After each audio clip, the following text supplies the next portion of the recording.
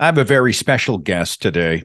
He is a Dutch American primatologist and biologist. I hear his name referenced all the time. In fact, I have referenced his name all the time. He is an expert on social intelligence and behaviors in primates. His first book came out in 1982 called Chimpanzee Politics. Other books include The Age of Empathy, The Bonobo and the Atheist, and others.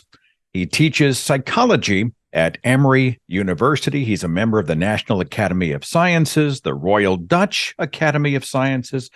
He has served as editor-in-chief of the journal Behavior. He's been featured everywhere: print, research studies, television. And quite frankly, I think he is a very friendly and cooperative pro-social simian. And so let me introduce to you the man, the educator, the primate, Frans de Waal. It's so good to have you, sir. It's a pleasure. You're welcome. I'm glad to be there. This is strange after seeing you in the abstract. You know, I've always seen you referenced. I've read your books. I've seen your papers, watched your TED Talks, and now here you are. We're having a conversation. It's like Saul on the Damascus Road, you know, as Christ appears. And I'm just looking up. And it's just one of those things. Yeah, it shows I'm real. I'm a you real exist. person. You exist. Yeah. That anyway, it's so good to have you. Okay. So I come from a background where I might have once been, I don't know, if not intimidated, wary of someone like you. As you talk about my fellow primates, I don't know, if someone was to come to you and call you a monkey, you know, you're nothing but an ape, how would you respond to, I don't know, would you call it an insult? How would you respond to someone who called you the ape? I don't see that as an insult, personally. I know they do that with politicians quite often. So Banksy recently, he made a painting of the House of Commons in England, consisting of primates. Yeah, so yeah, sometimes it's used as an insult, but I don't see it that way. Well, that's We the are idea, right? primates.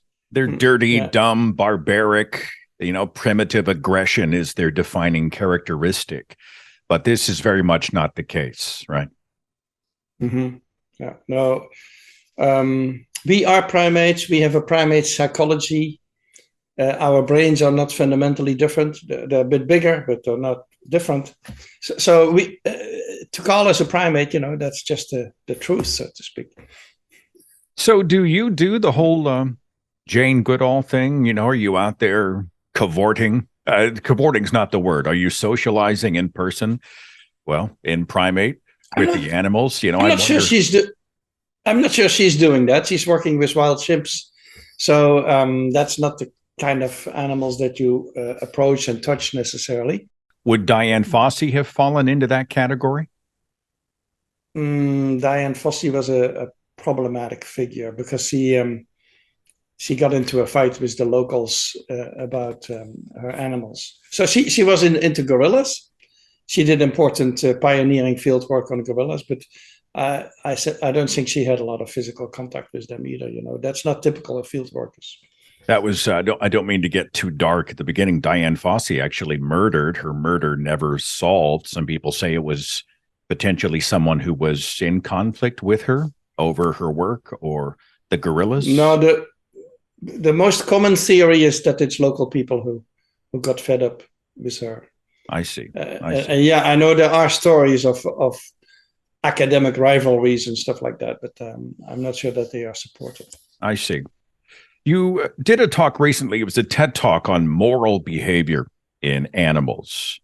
And I found it interesting because you got into the subject of reconciliation. So you see primates in the wild and there is conflict, whether it's dominance behavior or, you know, it's about resources. I don't know, some conflict takes place. But then the dust blows over, right? It's done. Mm-hmm. But then you will see acts of reconciliation. Would you call them apology? Where, you know, it's a very thoughtful mending offenses after one of these conflicts breaks out. Can you describe what you're talking about?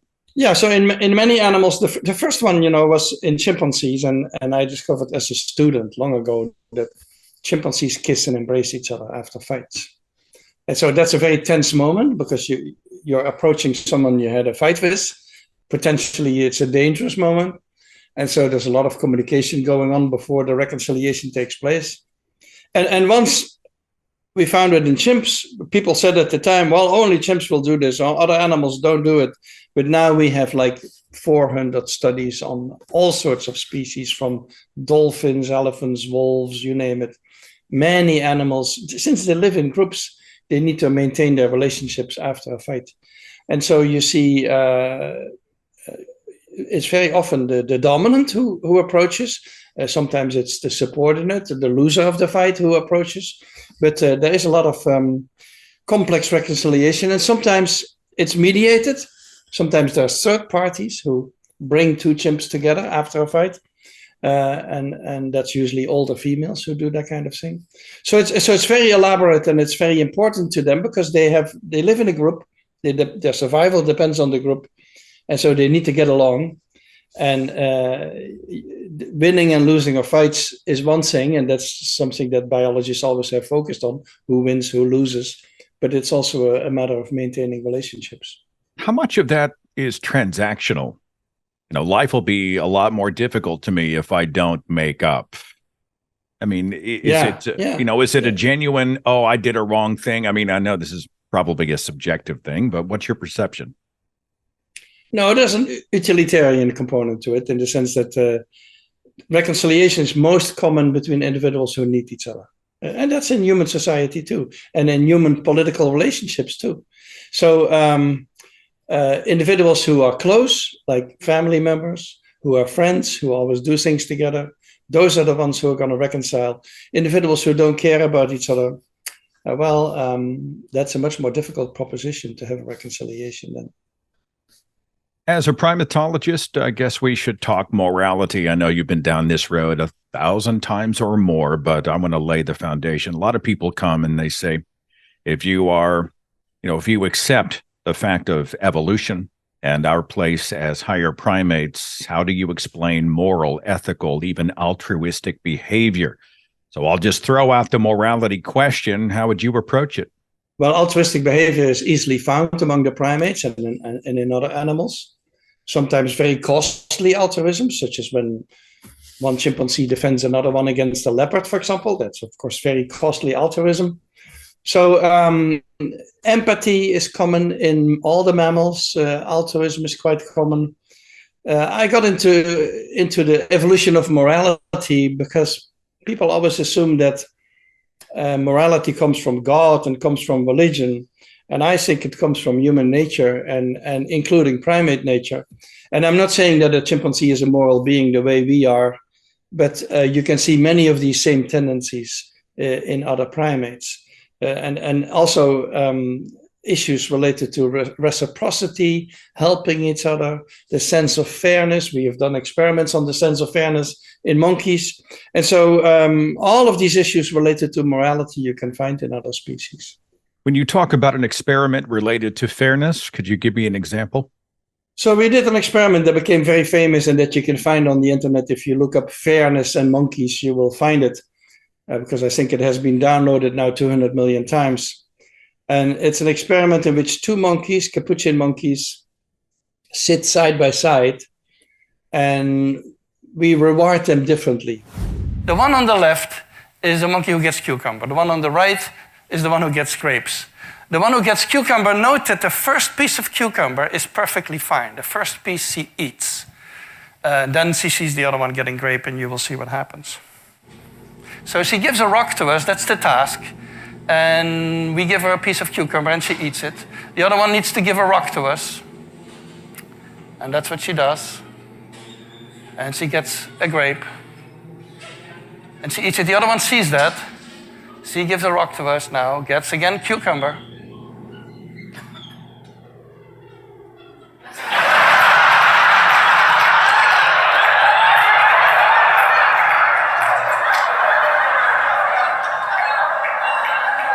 One of the monkeys realized the other one was getting the sweet grape, and they got stuck with the Mm-hmm. cucumber. They had stuck their arm through a hole in the glass and they'd thrown it back at the researcher. I mean, it was not happy. Mm-hmm. Yeah, yeah, And I yeah. thought, well, I've seen examples of this among human primates. How much of this, though? I mean, is there true altruism? Here's how I frame it, sir. If I say helping someone else helps the species, which helps to protect me or keep me safe or provide resources to me, right? Helping the tribe comes back on me. I mean, do you address true altruism or is there such a thing? Well, the distinction between altruism and selfishness is very hard to make. Because even humans, when we are what we think are purely altruistic, we get a good feeling from it. It's called the warm glow effect. So basically you have a self reward that is built into your altruistic behavior. So the distinction between altruism and selfishness is a bit of a red herring, I think.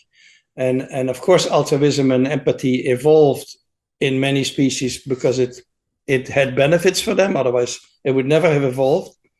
So it gives them benefits, and it gives humans benefits to live in a society where we help each other on occasion.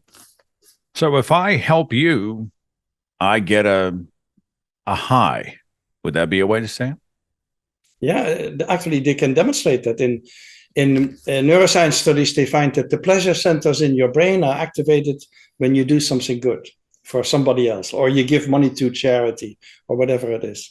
So yeah, there's a built-in reward. And if you look at nature, evolution has produced built-in rewards for all the things you need to do. You need to eat, so we find that pleasant. You need to have sex, we find that pleasant. You need to nurse your babies, we find that pleasant. So things that you need to do have always a built-in reward. And the same is true for acts of altruism. You need to do that. If you live in a society and you want to get ahead in a society, you need to occasionally help each other. I have that conversation many times with those who believe that, you know, you must be assigned a sense of morality. They call it the objective moral standard handed down from on high, whether it's a spiritual other, a deity, or whatnot. And looking at it now, I think, well, I mean, a cooperative species is safer and has more resources. It doesn't seem all that difficult. I mean, am I distilling it down to am I too simplistic with that, you think? No, it is true that cooperation is found all over the animal world. So many, I'm not even talking about the social insects like bees and ants, but cooperation is very common in the animal world. And yeah, it's a survival strategy. Many animals cannot live, if they live alone, they don't survive. So they need each other and they work together. So that's the way I look at it, as a survival strategy. So let's flip the coin from joy to angst or sadness or pain. Many times, you know, we look down our noses at the lower primates and we don't see these. I don't know. We would call them human emotions, but they're not really. I mean, we see grief, pain, empathy in that way. Do you want to speak to that in the primate world, sir? Yeah, I don't think there are uniquely human emotions. I compare it a little bit to the organs. I don't have any organ in my body that you don't find in a dog. Even with a comparison with frogs, I mean, frogs also have hearts and lungs and brains and all of that. So I don't have any unique organs in the same way. I don't think I have any unique emotions. People always assume that humans are more emotional or have richer emotions. I'm not convinced of that. And so if you make these comparisons of, let's say, morality and sociality, we have a tendency in the West to, if humans behave badly, to put that on the animal side. And so that to say they're acting like animals, and that's a negative. And if humans do something wonderful and are nice to each other and altruistic, which we also can do, then it's humane. We call it human. That's our thing. I think that's a complete misunderstanding. All these tendencies, the positive ones and the negative ones, they come from our primate nature. And so there's very little new, I would say, in human psychology. I was watching a CNN documentary called Blackfish, and it documented how people had gone, employees or contractors working for SeaWorld had gone to a pod of killer whales and they had found a baby and they had grabbed it and stolen it from the pod to take it to be wow. displayed.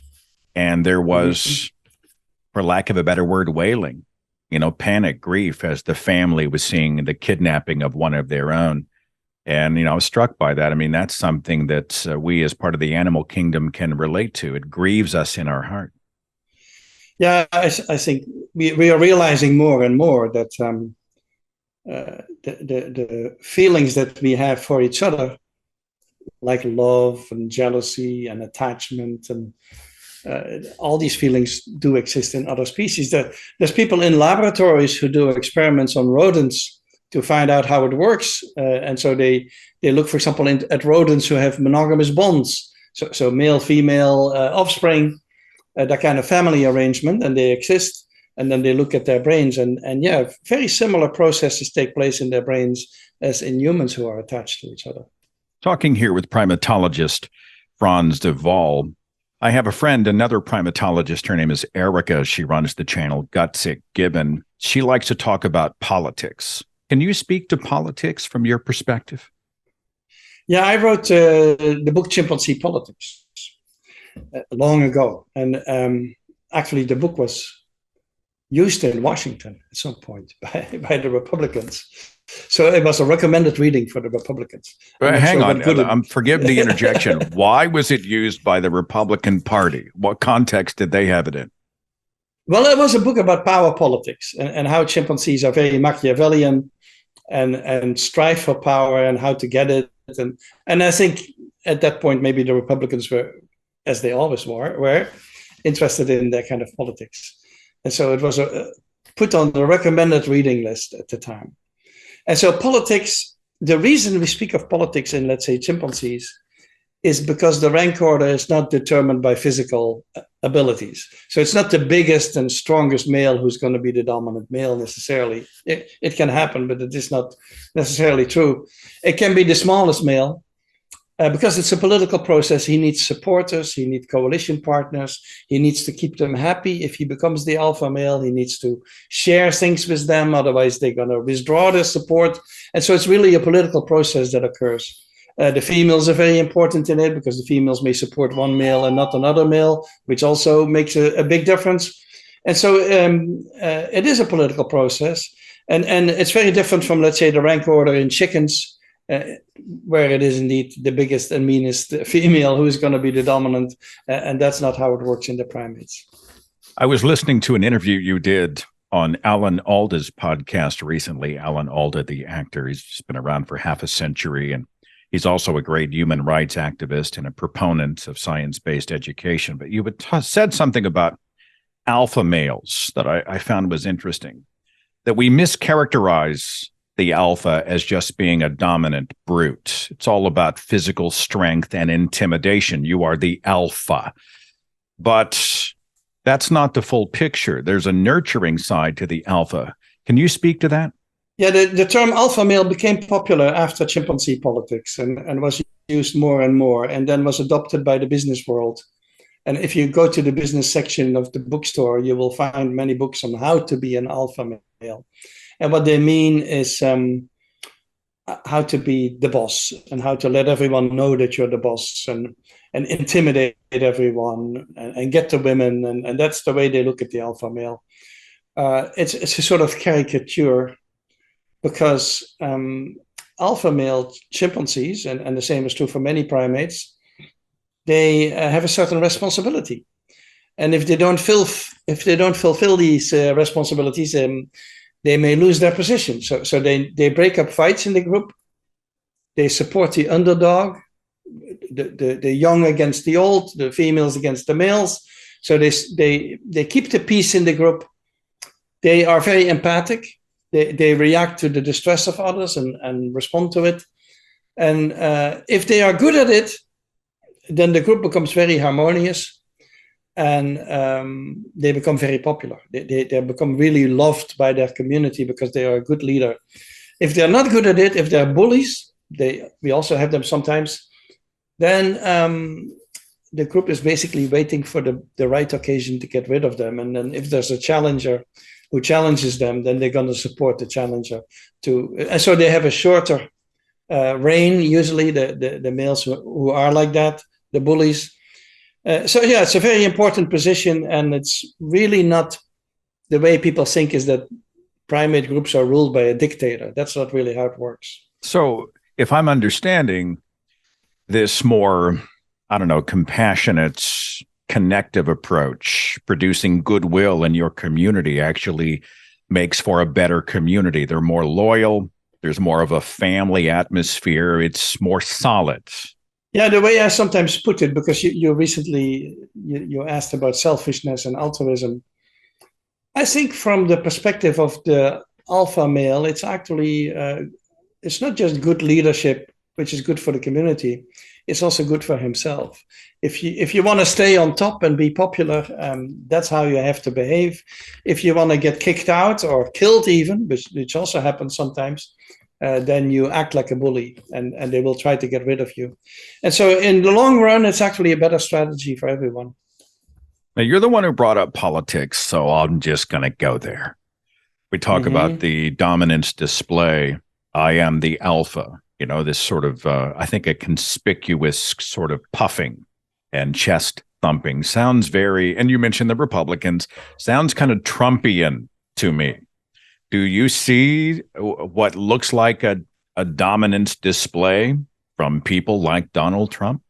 Well, I think all the politicians, all the time, they are posturing, and they make themselves, the men especially, they make themselves look tall and imposing, and they deepen their voice. And yeah, that's all chimpanzee-like display behavior that you can see. It's actually interesting in human politics that we also have women now, more and more women actually, who are entering politics. And then the dynamic changes completely, because all that intimidation behavior doesn't work so well against women or among women. And so the rules are really changing as we speak. And for me, it's very interesting to watch all the non-verbal communication that's going on. So if there's a debate, like between, let's say, Hillary Clinton and Donald Trump, you see a debate between a man and a woman, you can see that actually Trump didn't know what to do. He was used to intimidating men, but he knew that would not go very well over if he did that to a woman. So the rules change, and the politicians have trouble dealing with that, I think. Well, the reason I bring it up, and I know it's frustrating, a lot of people are like, why are we always talking politics? But I think, how can you not? Because it's just all around us. But when I see Donald Trump and he grabs the hand of a foreign leader and he pulls him forward, and he stands super tall, and he's always judging his opponents with words like weak and small and stupid. And I always think, well, this seems to me like kind of the weak man's attempt to be dominant. But I don't know if that's accurate or not. And so I didn't mean to drag you into that pool. But you have talked politics on many occasions. Let's talk about the female alpha. I guess we'll start with, are there subgroups within larger groups where the woman runs the show? And then I want to get into the female dominant for whole communities. I don't know. It's a big question. I'll let you take it where you would like. Yeah. So sometimes people think that men are more hierarchical and dominance oriented than women. I often hear that. And my recent book, Different, which is about gender differences, is on that issue to some degree. And I don't agree with that. I think in primate communities, the competition is among women, among the females, and among the males, not so much between the sexes. So males worry about their position among the males, and females worry about their position among the females. Between the sexes, there's much less competition going on. And all the primate groups have a female hierarchy. There's always an alpha female. So female leadership is really not hard to find in the primates.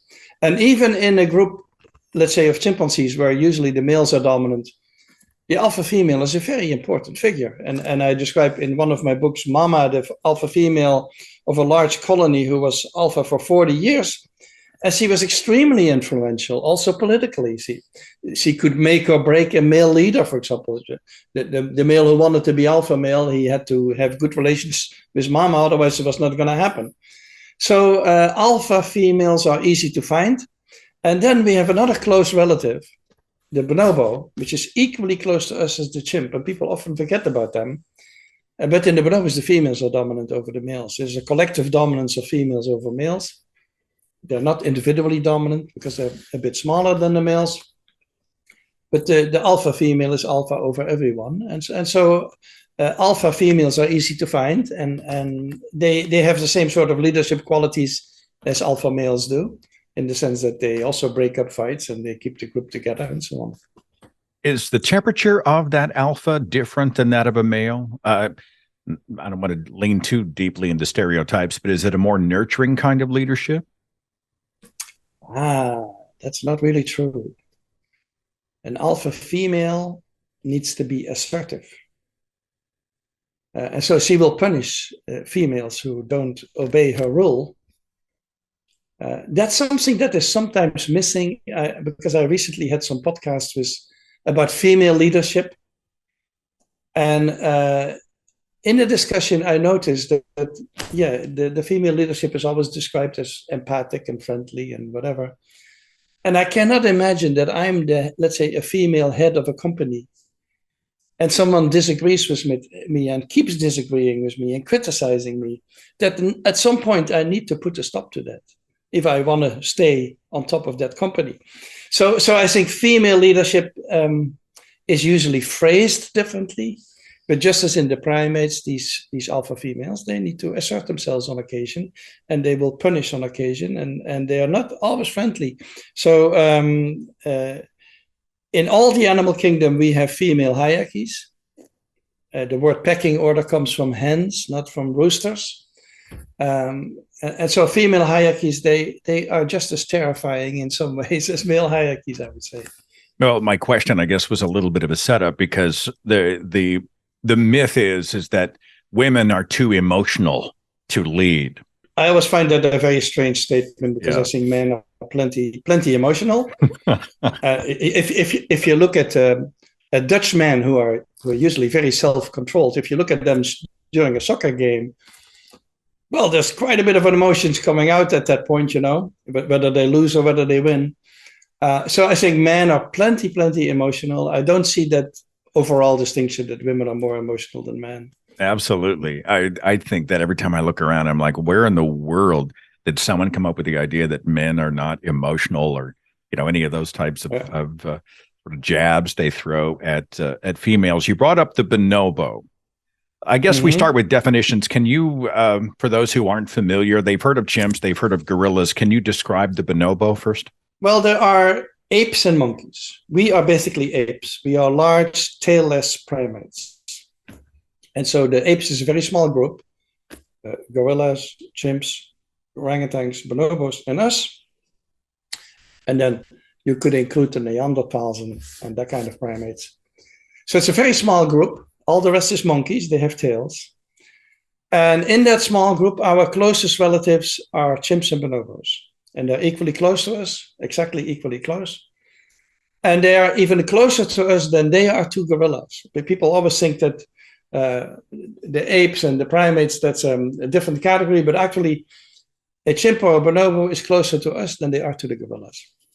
And so the bonobo is a little bit smaller, on average, than the chimpanzee. They are rare. They are more endangered than chimpanzees. They only live in what used to be called Zaire, in the Democratic Republic of the Congo, in a fairly small piece of land. And we don't know how many there are. There may be 10,000 of them. There may be 50,000 of them. The numbers are not really known. But they are rare, and they have not been studied as much as the chimpanzee. It's interesting when we talk about the bonobo, I'm going to say it and you can correct me, but much of their currency is sex. Would that be accurate? There's a lot of sexual activity, and they use sex to keep the peace. And so it's a much more peaceful species.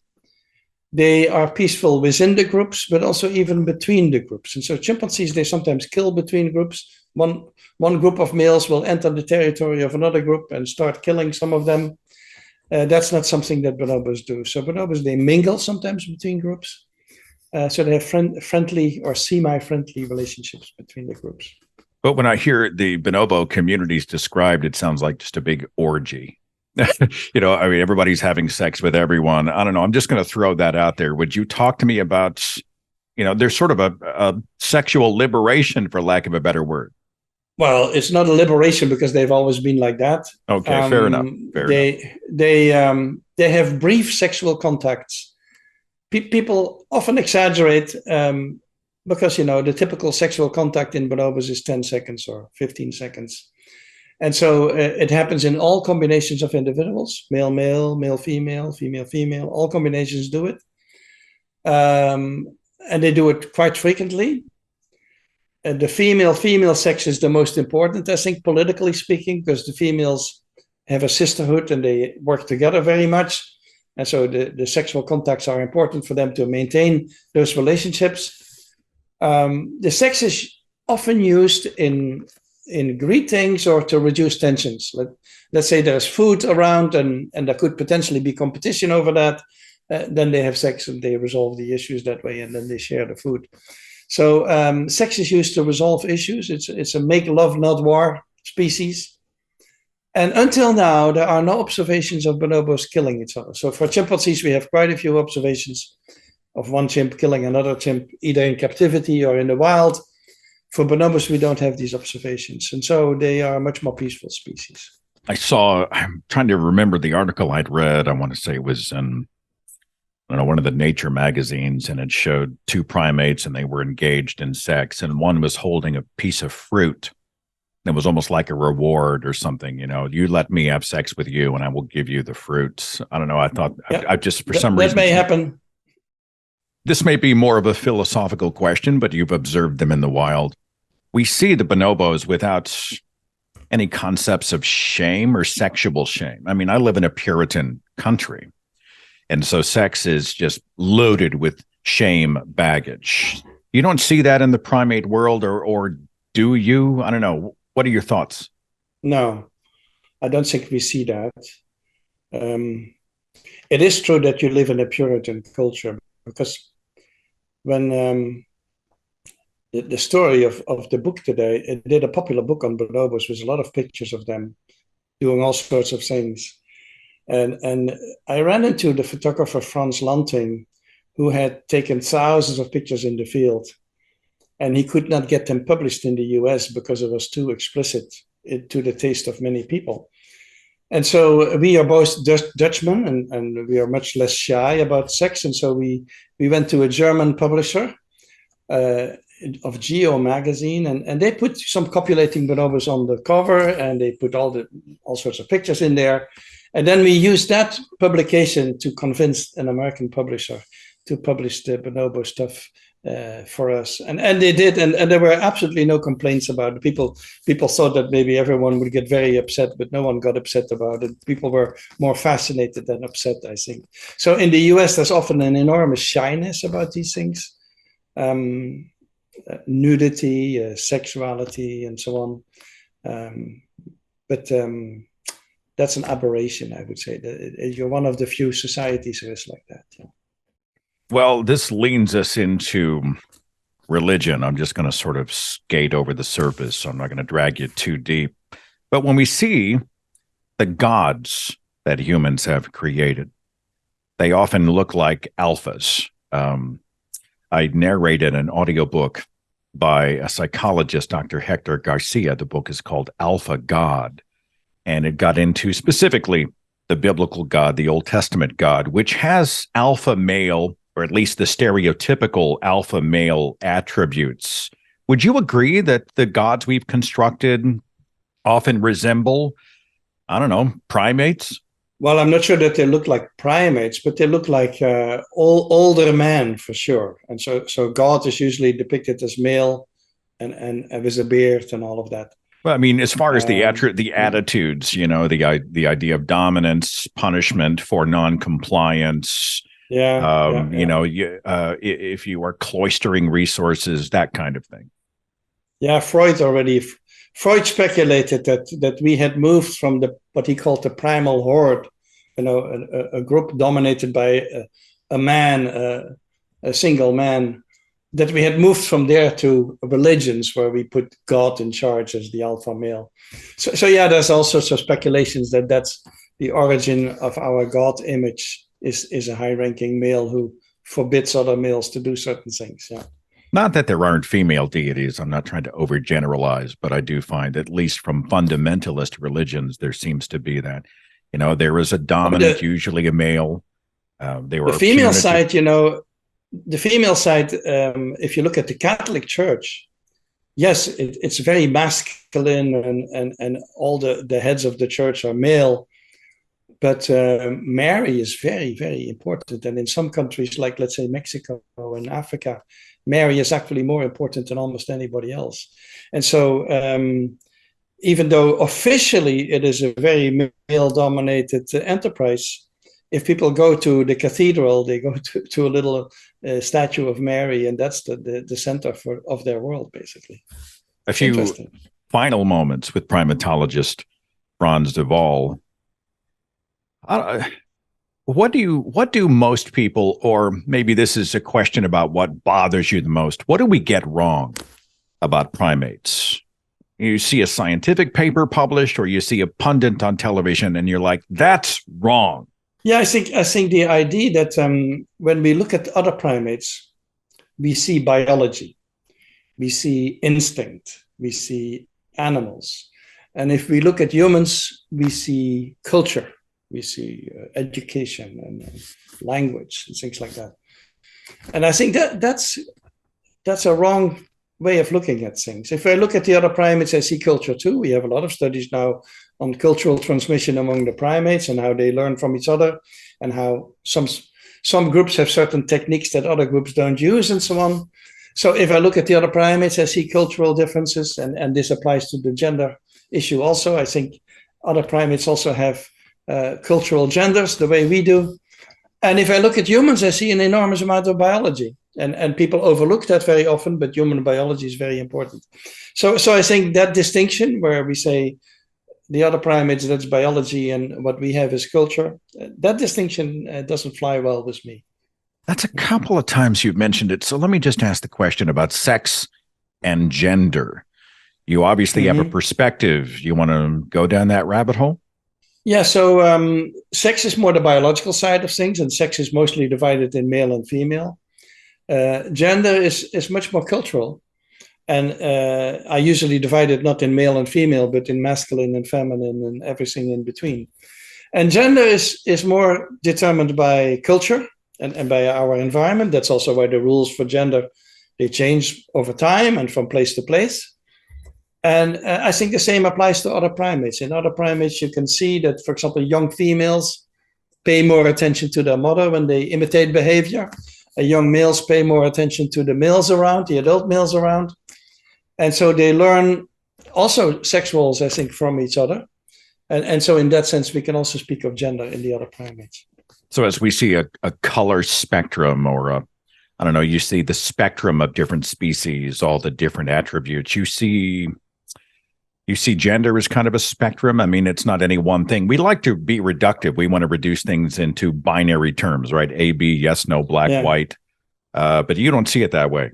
No, I think the same gender diversity that we have in human society, we see in other primates as well. So you have individuals who are more homosexual than heterosexual. And actually, bonobos I would call bisexual, in the sense that I don't think it makes sense to make the distinction between those two for them.